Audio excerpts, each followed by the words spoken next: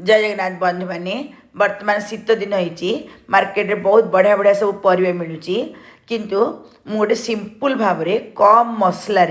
Super tasty भजा गोटे करची जोड़ा कि सहजरे गोटे छोट पिला हो बैचलर पिला हो जी भी ए भजाटा करें भात सहित रुटी सहित पखाल भात रे लेंबू चिपुड़ी भी एंजॉय करें बहुत बढ़िया लगे। आपड़ जदि रेसिपीटा भल लगे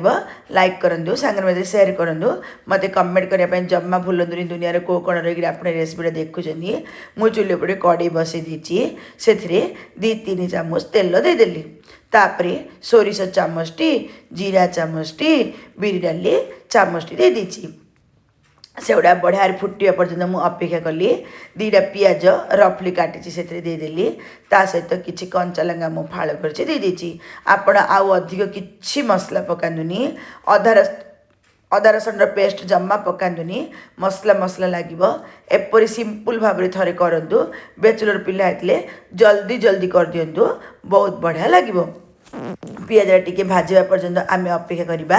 जदि यूट्यूब नुआ देखुए मोर सिंपल रेसिपीटा जब भल लगे ताहले साइड तार बेल आइकन दबाई दिंतु फेसबुक देखुले फॉलो बटन दबाई दिंतु फॉलोइंग हो जेकोसी नुआ नुआ वीडियो सब पोस्ट करी आपण भाई प्रथम जाकि नोटिफिकेशन पहुँचुव आम पियाजा टी नाली कलर है पर्यंत अपेक्षा करवा मु आज फलकोबी छोट छोट करी काटी देछि ताकू भल भाव धोई देछि ता सहित बीन भी काटिकी धोइछि आलू भी काटिकी धोइछि मटर मंजी भी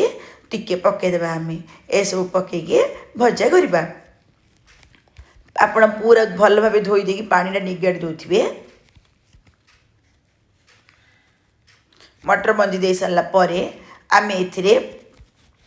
हलदी गुंड आधा चामच ता सहित लंका गुंड गोटे चामच देदेबा आउ अधिक किछि आमे एथिरे देबानी आपण आउ कौन मसला दिंतुनि जदि गरम मसला बदला आपण मैगी मैजिक मसला टी देदेबे कहले भल लगे। स्वाद अनुसार लुण देकी ताकू एपट सेपट करी मु घांटी देकी भल भाव मिसई देबी तापरे कवर करके गोटे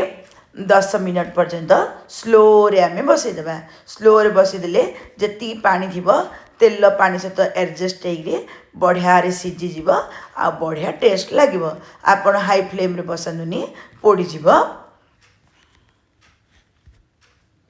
मु कवर कर सारा पर पूरा परिवाटा सीझा पर्यंत अपेक्षा कली वर्तमान परिवा सीझी गलानी आमर भजा रेडी चुली को बंद करदेवी ता पूर्वर टिके हाई फ्लेम करके भाजीदेली देखुच ना केते सुंदरिया सिंपल भजा हो आज या लेंबू पखाल सहित खाइबे आपण एपरी करंतु एंजॉय करंतु।